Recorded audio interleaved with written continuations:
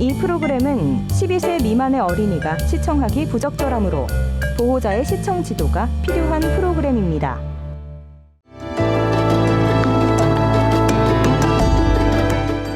장담마을이라 불리우는 제천시 봉양읍 공전리. 이 장담마을을 찾으면 다나한 여러 채의 한옥 건물이 이곳 장담마을을 찾는 사람을 맞이합니다. 그 한옥 건물로 들어가는 홍살문을 지나 가장 먼저 만나는 집은 건물 전면이 3칸이고 측면이 1칸 반인 소박하면서도 세월의 흔적이 역력한 한 채의 집입니다. 그러니까 올해 조선 그 말기죠. 그러니까 뭐 하여튼 그때 이제 이게 그 서당으로 쓰였던 그런 건물인데 그 자양이라는 말은 사실은 이분들이 그 명나라 그쪽의 그 전통을 여기서 항맥을 그대로 이어받았다는 그런 뜻으로 그 명나라에 있었던 한 산 이름이라고 그래요. 그래서 이제 특별한 다른 뜻이 있는 건 아니고 그 지역의 자역의 이제 서사, 서당이다 이제 그렇게 설명하고 있습니다. 조선 말기인 1889년 유학자인 유중교가 후학을 양성하기 위해 세운 서당인 장담마을의 자양서사. 당시 제천은 물론 경기, 강원의 먼 지역에서도 많은 유생들이 몰려들어 공부를 하던 서당이었습니다. 그런데 서당을 차려서 여기서 그 아주 그 유명한 분이 여기서 이제 서당을 차리게 되니까 요 근방에 학생들이 모여드는 게 아니고 이 저 경기도 양평, 뭐 정선, 뭐 영월, 하여튼 이쪽에 있는 그 화사학파 문인들이 여기 모여서 이제 공부를 시작을 해요. 자양서사라는 서당의 현판 양쪽으로 걸린 2개의 또 다른 현판. 왼쪽에 극복제와 오른쪽에 박약제. 모두 논어에 나오는 이야기로 공부하는 학생들이 귀감을 삼도록 했습니다. 서당인 자양서사를 오른쪽으로 돌아 들어가면 자양서사보다 조금 규모가 큰 또 다른 집 한 채를 만나게 됩니다. 여기 현판에 보면 예. 자양영당이라고 써져 있잖아요. 예. 이 자양영당이라는 곳이 어떤 곳이고 어떤 의미를 가지고 있는 곳인가요? 화사학파 그때 이제 그 이항로 선생하고 이제 우리나라 송시열 선생하고 그리고 유중교 선생 그리고 유인석, 유중교 또 이송 이렇게 이제 6분의 여기에 영정을 모시고서 1년에 2번씩 봄에 춘향제, 가을에 추향제 이렇게 해서 여기서 유생들이 모여서 제사를 지내는 그런 이제 영당입니다. 그러니까 이제 영정을 모셨다고 그래서 이제 영정이라고 저희들이 그러죠. 조선말 우리나라 유학의 6대 학파 가운데 하나였던 화서학파의 학자들이 중심이 돼 세운 자양영당. 이 자양영당에는 중국 주자학의 창시자인 주자를 비롯해서 우리나라 화서학파의 대표 유학자인 화서 이항로를 비롯 4분의 화서학파 유학자들의 영정이 모셔져 있습니다.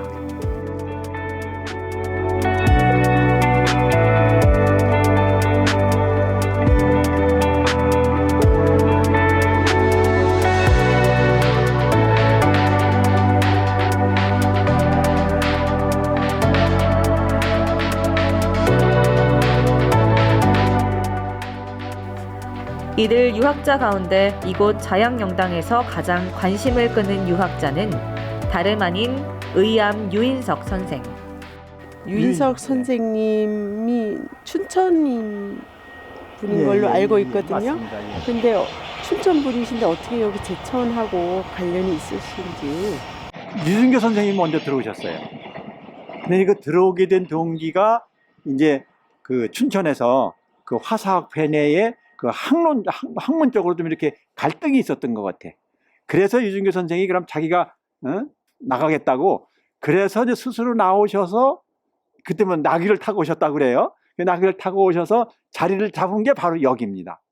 그때 춘천에서 같이 학습하던 선생들 중에서 이제 유인석 선생이나 이제 이런 분이 같이 따라 그리고 특히 이제 양평, 지평 이쪽에서 이제 이렇게 모여들어 가지고 의암 유인석 선생이 이곳 자양서사에서 공부를 하고 후학을 가르치던 시절은 구한 말로 조선이 말 그대로 백척간두의 위기에 서 있던 시기였습니다. 그래서 이곳 자양서사에서 유생들과 함께 지식인으로서 나라를 위해 할 일을 유림들과 논의하게 되는데 이를 처변삼사라고 합니다. 그 유생들이 모여서 공부하고 하던 것이 이제 유승규 선생이 돌아가시고 유승규 선생이 자리를 잡았는데 그때 이제 이런 논의가 있어서 가지고 여기서 제천의병의 이제 토대가 여기서 마련이 됐다. 그렇게 볼 수 있겠습니다. 제천의 장단마을에 모여 공부하던 선비들이 위기에 처한 나라의 운명을 구하고자 일어난 제천의병.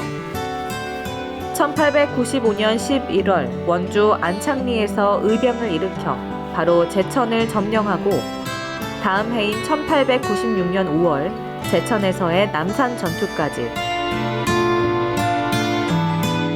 장회 전투, 충주성 입성 전투 등 1년 가까이 일본군과 관군에 맞서 치열한 전투를 벌이게 됩니다. 그 남산 전투에서는 그 제천의병이 을미의병이죠. 그러니까 을미의병이 마지막 전투예요. 그렇게 되는 그 마지막 전투였고, 그래서 이제 여기서 그 후퇴한 그 제천의병은 이제 유인석 장군이 나머지 군인들을 이끌고 이제 정선 쪽으로 화천 쪽으로 이렇게 이제 후퇴를 해서 결국은 그 망명을 해서 이제 독립군의 기초가 다진다 이제 그렇게 하는데. 제천 의병하면 빼놓을 수 없는 이 사람. 영국 데일리 메일의 종군 기자였던 맥킨지 기자입니다.